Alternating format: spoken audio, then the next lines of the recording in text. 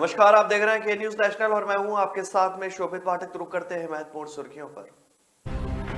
ओलेना Zelensky Putin पर भड़की, खुला पत्र जारी कर निर्दोष नागरिकों के नरसंहार का लगाया आरोप। अमेरिका ने कसा रूस पर शिकंजा, सेवाएं बैन करने की सूची में जुड़े मैकडोनाल्ड, पेप्सी समेत ये बड़े नाम।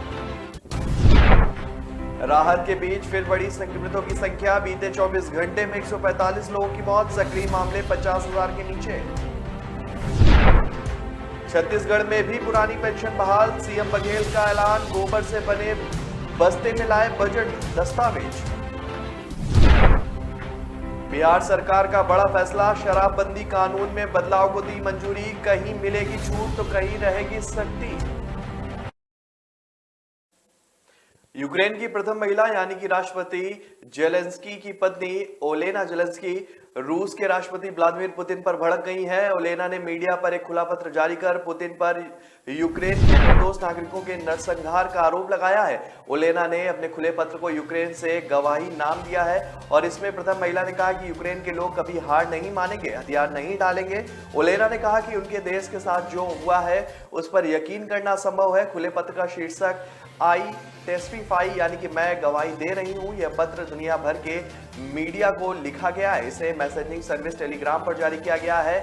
पत्र में ओलेना ने लिखा है कि क्रेमकल स्थित प्रोपेगेंडा संस्थान जो इसे विशेष अभियान करार दे रहे हैं, आश्वासन के बावजूद यूक्रेन के नागरिकों का नरसंहार किया गया है।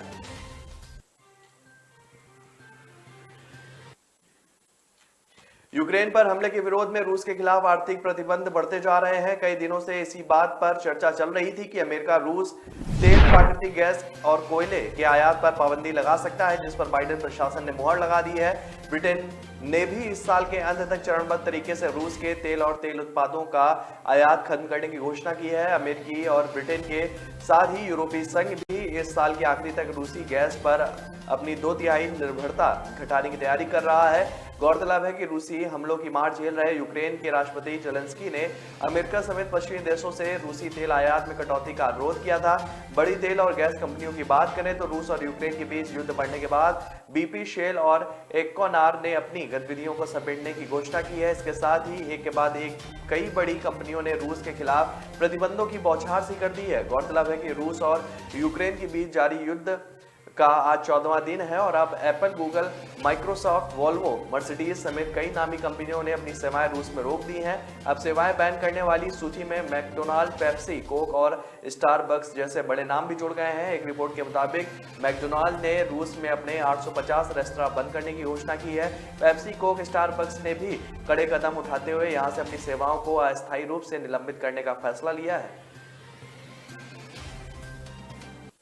मंगलवार को राहत मिलने के बाद आज फिर से कोरोना संक्रमितों की संख्या बढ़ गई है। स्वास्थ्य मंत्रालय द्वारा बुधवार को जारी आंकड़ों के अनुसार बीते 24 घंटे में कोरोना के 4,575 नए मामले सामने आए हैं, जो कि कल की तुलना में लगभग 600 अधिक है। वहीं इस दौरान 145 लोगों की मौत हो गई है। सबसे बड़ी राहत की बात यह है कि देश में अब केवल 46,962 सक्रिय मामले ही बचे हैं। सक्रिय मामलों में भारी कमी का मतलब है कि कोरोना संक्रमित मरीज तेजी से स्वस्थ हो रहे हैं। वहीं महामारी की शुरुआत से अब तक स्वस्थ होने वाले कुल मरीजों की संख्या 4.24 करोड़ हो गई है। रोजाना संक्रमण दर की बात करें तो यह 1% से नीचे रह गई है, जो कि राहत भरी खबर है। वहीं रिकवरी दर की बात करें तो यह बढ़कर 98.69% हो गई है, जबकि मृत्यु दर 1.20% हो गई। वहीं मंत्रालय को स्वास्थ्य मंत्रालय द्वारा जारी आंकड़ों के अनुसार बीते 24 घंटे में कोरोना के 3,993 मामले सामने आए थे और इस दौरान 108 लोगों की महामारी की चपेट में आने से उन्होंने दम तोड़ दिया था।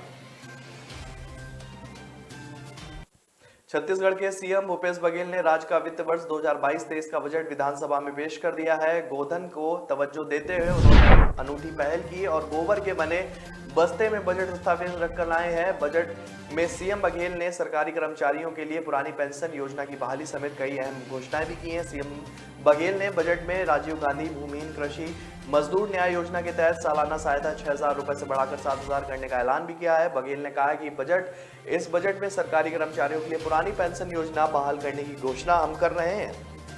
वर्ष 2022-23 के बजट में 1 जनवरी 2004 और इसके बाद छत्तीसगढ़ में नियुक्ति सरकारी कर्मचारियों के लिए नई पेंशन योजना के स्थान पर पुरानी पेंशन योजना लागू करने की घोषणा की गई है। और इससे पहले राजस्थान के सीएम गहलोत ने 23 फरवरी को अपने चौथे बजट को पेश करते हुए पुरानी पेंशन योजना लागू करने की घोषणा की थी। कौशल विकास कार्यक्रम के समन्वय से रोजगार सृजन की संभावनाओं पर काम करने के लिए छत्तीसगढ़ रोजगार मिशन को 2 करोड़ रुपए प्रस्तावित किए गए हैं। सीएम बघेल ने जिस बस्ते में बजट दस्तावेज लेकर विधानसभा पहुंचे वह गोबर का बना हुआ था और उस पर लिखा है कि गोमय बस्ते लक्ष्मी। राज्य में गौधन संवर्धन के लिए तमाम योजनाएं चलाई जा रही हैं। बिहार मंत्रिमंडल ने पहली बार अपराध करने वाले और छोटे गैर वाणिज्यिक वाहनों में कम मात्रा में शराब ले जाने वालों के लिए इसे कम सख्त बनाने के लिए राज्य के शराब निषेध कानून में बदलाव को मंजूरी दी है। संशोधित धाराएं राज्य विधानसभा की मंजूरी के बाद लागू हो जाएंगी। नए संशोधनों में प्रस्ताव है कि कम मात्रा में शराब ले जाने वाले छोटे गैर व्यावसायिक वाहनों को जुर्माना लगाने के बाद छोड़ा जा सकता है।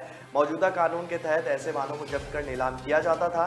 प्रस्तावित संशोधनों में वसूली के स्थानों में शराब को नष्ट करने के लिए जिलाधिकारियों को सशक्त बनाने का प्रयास किया गया है और इससे पहले जिला प्रशासन को इसके लिए सरकार से अनुमति लेनी पड़ती थी।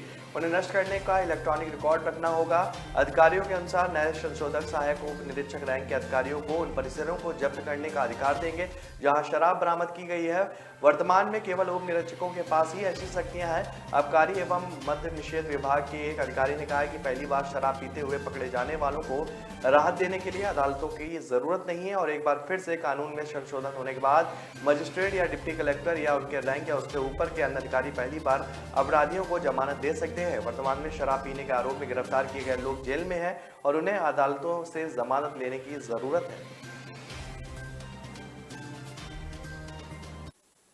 तो ब्रेक पर जाने से पहले रुक करते हैं महत्वपूर्ण सुर्खियों पर। ओलेना जेलेंस्की पुतिन पर भड़की, खुला पत्र जारी कर निर्दोष नागरिकों की नरसंहार का लगाया आरोप।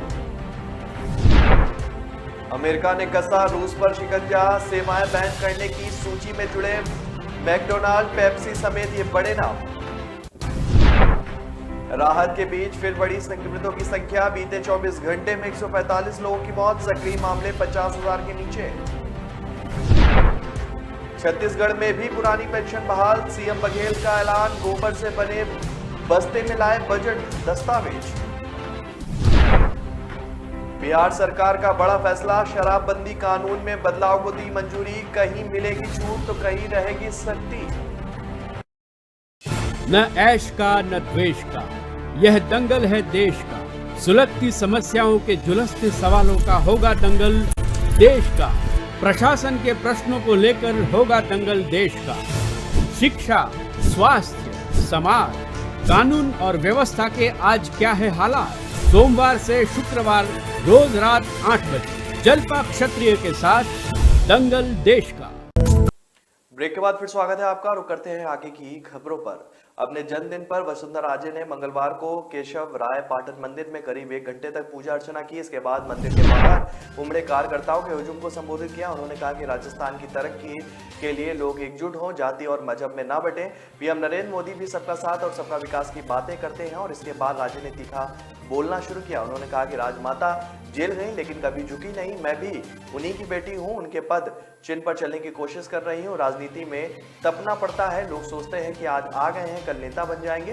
दिमाग के साथ दिल भी रखना पड़ता है, तब बनता है कि एक मजबूत परिवार। मैंने अपने राजनीतिक जीवन में कई उतार चढ़ाव देखे हैं, मेरे पांव कांटों पर भी चलते रहे और हम मुसाफिर थे, चलते रहे हैं। जन्मदिन के मौके पर केशव राय पाटन में सांसद व पूर्व सांसद, विधायक, पूर्व विधायक हजारों कार्यकर्ताओं को बधाई देने के लिए उनके पास पहुंचे थे और इस दौरान युवाओं में पूर्व मुख्यमंत्री राजे को देखने और मिलने का उत्साह नजर आया और इन्हें काबू करने के लिए पुलिस को भारी मशक्कत भी करनी पड़ी।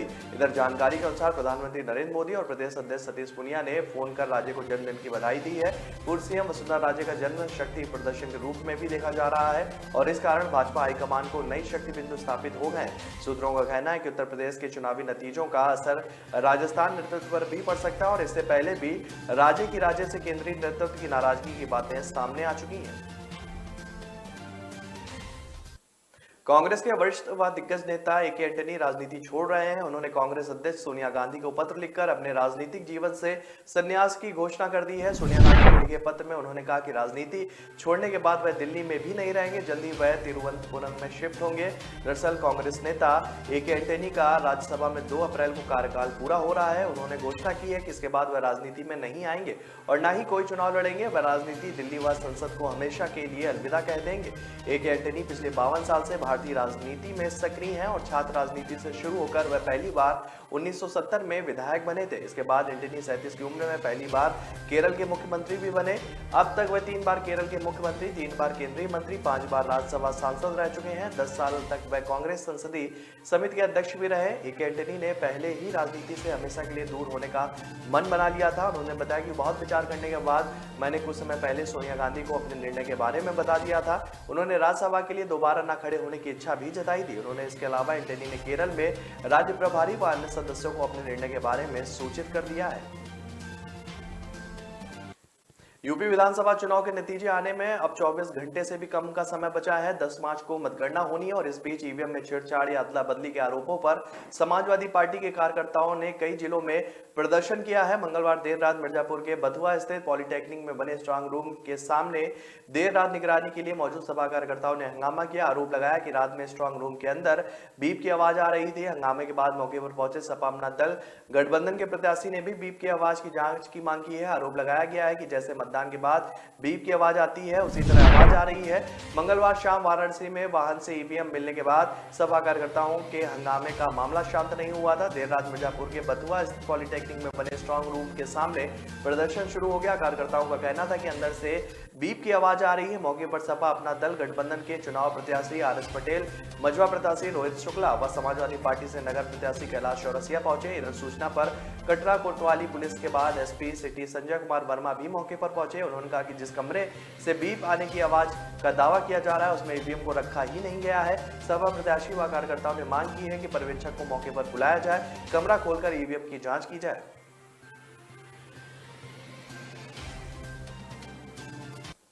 शिरोमणि अकाली दल के प्रधान सुखबीर बादल ने अपनी पत्नी सांसद हरसिमरत कौर बादल के साथ बुधवार को अमृतसर में श्री हरि मंदिर साहिब में माथा टेका। इस दौरान सुखबीर सिंह ने ओपिनियन और एग्जिट पोल पर रोक लगाने की मांग की। उन्होंने कहा कि ओपिनियन और एग्जिट पोल अब एक ऐसा घोटाला है जो स्वतंत्र और निष्पक्ष चुनाव को विफल करने की सरकारी धन की थैलियों के माध्यम से चुनावी कदाचार के समान है। एग्जिट पोल सट्टा और टीवी चैनलों के बीच अनैतिक मिली भगत दिखाते हैं। मैं चुनाव आयोग से आग्रह करता हूं कि वह धनबल से लोकतंत्र के इस तोड़फोड़ को रोकने के लिए कदम उठाएं। उन्होंने दावा किया कि पंजाब में अकाली दल और बसपा का गठबंधन सरकार बनाएगा। हम शिक्षा और स्वास्थ्य सेवा को सर्वोच्च प्राथमिकता के रूप में सुधारेंगे। हमारे पास पंजाब को विश्व स्तरीय सामाजिक तौर और भौतिक बुनियादी ढांचे और मानव संसाधन विकास के युग में ले जाने का एक दृष्टिकोण है। पंजाब स्वच्छ, संवेदनशील और दूरदर्शी शासन के हकदार है। इस दौरान सुखबीर बादल ने सीएम चन्नी के बकरी धोने के वायरल वीडियो पर निशाना साधा और कहा कि वे अपनी नौटंकी बंद कर बतौर सीएम अपने आखिरी कुछ घंटों में काम पर ध्यान दें। बादल ने कहा कि हमारे विद्यार्थी यूक्रेन में बड़ी मुश्किलों का सामना कर लौट रहे हैं और लेकिन उन्हें रिसीव करने के लिए किसी अधिकारी को नियुक्त तक नहीं किया गया। विधानसभा चुनाव में भाजपा बेशक पूर्ण बहुमत मिलने का दावा कर रही है, लेकिन अंदर खाने उसकी जोड़ तोड़ से सरकार बनाने की भी तैयारी चल रही है। सियासी हलकों में यह खासी गर्व है कि जिताऊ माने जाने वाले 2 निर्दलीय प्रत्याशियों ने मुख्यमंत्री पुष्कर सिंह धामी और पूर्व केंद्रीय मंत्री डॉक्टर रमेश पोखरियाल निशंक से मुलाकात की है। निर्दलीय प्रत्याशी ने मुलाकात की पुष्टि भी की है। जोड़ तोड़ की राजनीति में माहिर माने जाने वाले भाजपा के राष्ट्रीय महामंत्री कैलाश विजयवर्गीय ने भी देहरादून में डेरा जमा लिया है। उनके देहरादून पहुंचने के बाद से कांग्रेस के भीतर खासी खलबली है। पूर्व मुख्यमंत्री हरीश रावत से लेकर कांग्रेस के अन्य नेता ने कैलाश विजयवर्गीय की सक्रियता पर भी शंकाएं जाहिर की हैं। सोमवार को कैलाश विजयवर्गीय की मौजूदगी में भाजपा दिग्गजों की कई दौर की बैठकें भी हुई और इन बैठकों में क्या हुआ यह रहस्य बना हुआ है, लेकिन इन गुप्त मंत्रणाओं के बाद ही उन प्रत्याशियों से संपर्क साधना शुरू हो गया। इनके चुनाव में जीतने की संभावनाएं अधिक हैं। इनमें यमुनोत्री से निर्दलीय चुनाव लड़े संजय डोभाल का नाम सुर्खियों में है। डोभाल पूर्व केंद्रीय मंत्री डॉक्टर रमेश पोखरियाल निशंक के संपर्क में बताए जा रहे हैं। सूत्रों के मुताबिक डोभाल की एक मुलाकात पुष्कर सिंह धामी से भी हो चुकी है। डोभाल ने पुष्टि की है कि उनकी भाजपा नेताओं से मुलाकात हुई है और इसी तरह एक निर्दलीय प्रत्याशी की सीएम धामी से और भी मुलाकात हो चुकी है। तो ब्रेक पर जाने से पहले रुक करते हैं महत्वपूर्ण सुर्खियों पर। ओलेना जेलेंस्की पुतिन पर भड़की, खुला पत्र जारी कर निर्दोष नागरिकों के नरसंहार का लगाया आरोप। अमेरिका ने कसा रूस पर शिकंजा, सेवाएं बैन करने की सूची में जुड़े मैकडोनाल्ड, पेप्सी समेत ये बड़े नाम। राहत के बीच फिर बढ़ी संक्रमितों की संख्या, बीते 24 घंटे में 145 लोगों की मौत, सक्रिय मामले 50,000 के नीचे। छत्तीसगढ़ में भी पुरानी पेंशन बहाल, सीएम बघेल का ऐलान, गोबर से बने बस्ते में लाए बजट दस्तावेज। बिहार सरकार का बड़ा फैसला, शराबबंदी कानून में बदलाव को दी मंजूरी, कहीं मिलेगी छूट तो कहीं रहेगी सख्ती। न ऐश का न द्वेष का, यह दंगल है देश का। सुलगती समस्याओं के जुलसते सवालों का होगा दंगल देश का। प्रशासन के प्रश्नों को लेकर होगा दंगल देश का। शिक्षा, स्वास्थ्य, समाज, कानून और व्यवस्था के आज क्या है हालात। सोमवार से शुक्रवार रोज रात 8 बजे जलपा क्षत्रिय के साथ दंगल देश का। ब्रेक के बाद फिर स्वागत है आपका। रुक करते हैं आगे की महत्वपूर्ण खबरों पर। उत्तर प्रदेश समेत 5 राज्यों के एग्जिट पोल के नतीजों ने राजस्थान की राजनीति में भी गर्माहट पैदा कर दी है। पिछले 1 साल में गहलोत सरकार आपसी खींचातानी, मंत्रिमंडल विस्तार और राजनीतिक विस्तार में फंसी रही। वहीं अब 5 राज्यों के एग्जिट पोल से प्रदेश कांग्रेस के अंदर हलचल दिखाई दे रही है। पिछले 2 दिनों में कांग्रेस महासचिव प्रियंका गांधी का जयपुर दौरा इस बात की पुष्टि करता है। वहीं बीजेपी प्रदेश अध्यक्ष सतीश पूनिया ने कांग्रेस को लेकर जुबानी हमला भी बोला है। उन्होंने कहा है कि कांग्रेस नेतृत्व अपना अस्तित्व खो रही है, इसका प्रमाण 10 मार्च को मिल जाएगा। प्रियंका गांधी का मुख्यमंत्री गहलोत के घर पारिवारिक डिनर कहीं ना कहीं प्रदेश में मुख्यमंत्री अशोक गहलोत के कद को दर्शाने में अहम भूमिका दिखा रहा है। बीजेपी के प्रदेश अध्यक्ष सतीश पूनिया ने भी राजस्थान कांग्रेस सरकार पर बड़ा बयान देकर राजनीति हलचल को बढ़ा दिया है। पूनिया ने मीडिया से बातचीत में कहा कि कांग्रेस में चल रही हलचल चुनाव से पहले ही कहीं सरकार को उखाड़ न दे। 2018 में भी मुख्यमंत्री के पद को लेकर विवाद रहा है, जो अब तक बरकरार है। प्रियंका गांधी का जयपुर दौरा भी कहीं ना कहीं अंतर्कलह को दर्शाता है, क्योंकि पायलट और उत्तर प्रदेश चुनाव में स्टार प्रचारक थे और इसलिए प्रियंका गांधी गहलोत के घर आना ये संदेश देता है कि गहलोत के रिश्ते आलाकमान से ज्यादा मजबूत हैं। कांग्रेस नेतृत्व की समस्या के कारण अपना अस्तित्व खोती जा रही है। उत्तर प्रदेश की जनता ने किसे चुना है, किसे सिर जीत का शहरा बांधेगी। योगी आदित्यनाथ फिर या राज्य के मुखिया बनेंगे या फिर समाजवादी अखिलेश यादव, इसका जो फैसला है वो कल ही होगा। कयासों का दौर जारी है, हर किसे अपने अपने अनुमान है और प्रदेश में हालांकि सभी प्रमुख राजनीतिक दल मैदान में हैं, लेकिन लड़ाई योगी आदित्यनाथ बनाम अखिलेश यादव की है। दावे इरादे सबके अपने अपने हैं, बस एक दिन का इंतजार और भी बचा है और इसके साथ ही तस्वीर साफ हो जाएगी। इस बीच रोली खन्ना ने ज्योतिषाचार्यों से जानने की कोशिश की कि अलग अलग तरफ से कौन क्या जीतेगा, लेकिन भाजपा की कुंडली अच्छे संकेत नहीं दे रही है। ऐसे में भाजपा 200 का आंकड़ा भी नहीं छू पाएगी। इससे पहले इस तरह के आपसी जो नेता हैं वो एक दूसरे के ऊपर बयानबाजी और लगातार कयास भी कर रहे हैं।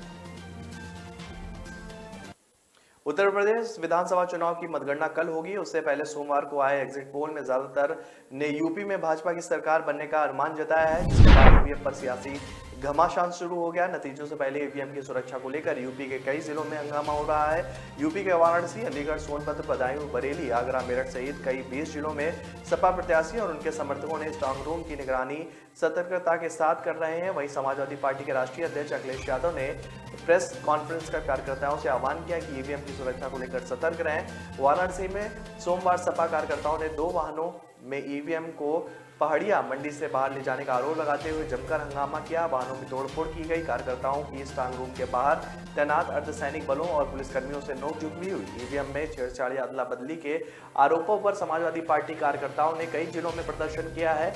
मंगलवार देर रात मिर्जापुर के बथुआ स्थित पॉलिटेक्निक में बने स्ट्रांग रूम के सामने देर रात निगरानी के लिए मौजूद सपा कार्यकर्ताओं ने हंगामा किया है। देर रात मिर्जापुर के बथुआ स्थित पॉलिटेक्निक में बने स्ट्रांग रूम के सामने प्रदर्शन शुरू हुआ है। कार्यकर्ताओं का कहना है कि अंदर से बीप की आवाज आ रही है। एसपी सिटी ने कहा कि जिस कमरे में बीप की आवाज आ रही है वहां ईवीएम रखी ही नहीं गई है। जम्मू कश्मीर के उधमपुर में विस्फोट होने से एक नागरिक की मौत हो गई, जबकि 14 जख्मी हो गए हैं। दोपहर को बाजार में हुए इस धमाके के बाद अफरा तफरी मच गई। सभी घायलों को स्थानीय अस्पतालों में पहुंचाया गया। मौके पर बड़ी संख्या में पुलिसकर्मी और अन्य सुरक्षा बल पहुंच गए। पुलिस के वरिष्ठ अधिकारी के मुताबिक सथालिया चौक के पास धमाका हुआ है। इस बारे में लोगों से जानकारी ली जा रही है। प्राथमिक जानकारी में पता चला है कि धमाका एक सब्जी बेचने वाले की रेहड़ी में हुआ है। उधर पीएमओ ने मंत्री डॉक्टर जितेंद्र सिंह ने एक संदेश में कहा है कि उधमपुर के तहसीलदार कार्यालय के पास रेहड़ी में विस्फोट में 13 लोग घायल हुए हैं। वहीं इस मामले को लेकर डीशू इंदू चिप के संपर्क में है और पुलिस और प्रशासन को इस घटना की जांच के आदेश भी दिए गए हैं। इसके अलावा सभी घायलों को आवश्यक चिकित्सा सुविधा दी जा रही है।